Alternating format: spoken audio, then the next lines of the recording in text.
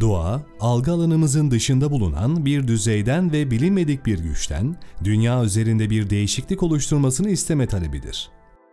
Sabahleyin çocuğunuzu okula yolluyorsunuz.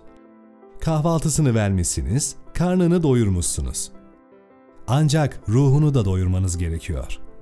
Bu nedenle ona gülümsüyorsunuz ve başını okşayarak Allah zihin açıklığı versin diyorsunuz.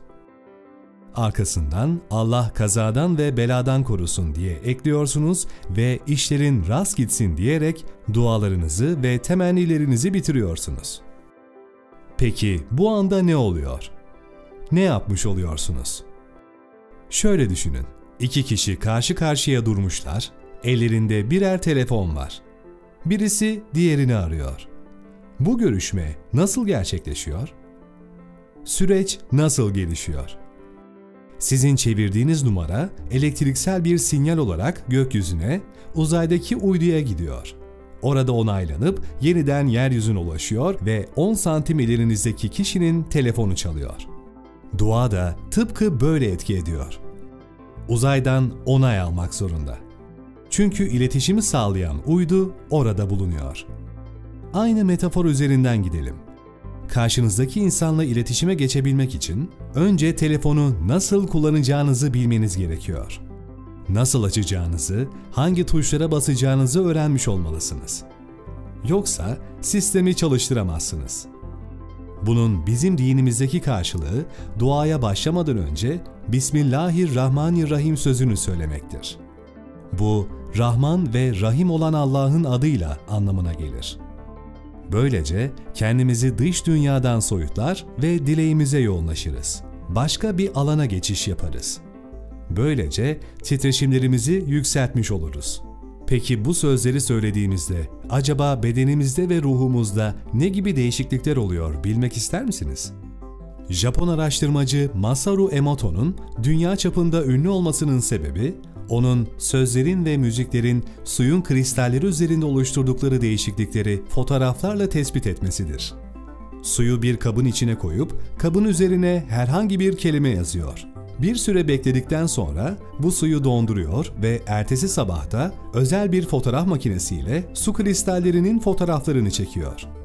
Ve bakın ortaya neler çıkıyor. Bismillahirrahmanirrahim yazılı bir Kur'an sayfası üzerine konulan suyun ürettiği buz kristali şöyle görünüyor. İslam dininin dua açılış kodu bu ve onun bizim bedenimizdeki sularda oluşturduğu etki de tıpkı kristaldeki gibi. Güzel ve parlak. Bismillahirrahmanirrahim diyerek telefonu açtık ve sistemi çalıştırdık. Şimdi sıra hangi numarayı çevireceğimize geldi. Peki hangi numarayı çevirmemiz gerektiğini biliyor muyuz? Yardımı kimden isteyeceğiz? Kimi arayacağımızı biliyoruz. Göremediğimiz ama bizim üzerimizde etkili olan bir gücü arıyoruz. Manitu, Büyük Ruh, Buda ya da Tanrı veya Yaradan ve Allah. Peki o güce bu dualar nasıl ulaşacak? İçten ve yoğun duygularla edilen dualar yerine ulaşırlar. Ve sonra duanızı bitirirsiniz ve amin dersiniz. Yani telefonu kapatırsınız. Duanın kapısını Bismillahirrahmanirrahim ile açmıştınız. Amin diyerek duanın kabulünü temenni eder ve duadan çıkarsınız.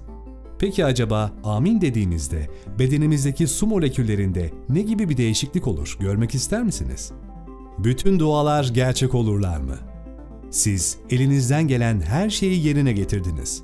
Sıra alınacak cevaba, yani isteğinizin yerine gelip gelmeyeceğine geldi.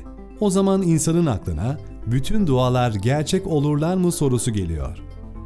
Masaru Emoto, duaların gerçekleşip gerçekleşmediklerini, yani dünya üzerinde bir değişiklik ve bir etki oluşturup oluşturmadıklarını anlayabilmek için bazı göllerde araştırmalar yapmış.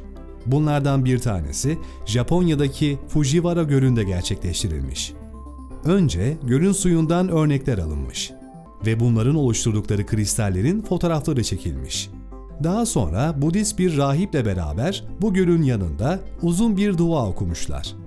Dua okunduktan sonra alınan su örnekleri çok güzel kristaller oluşturmaya başlamışlar.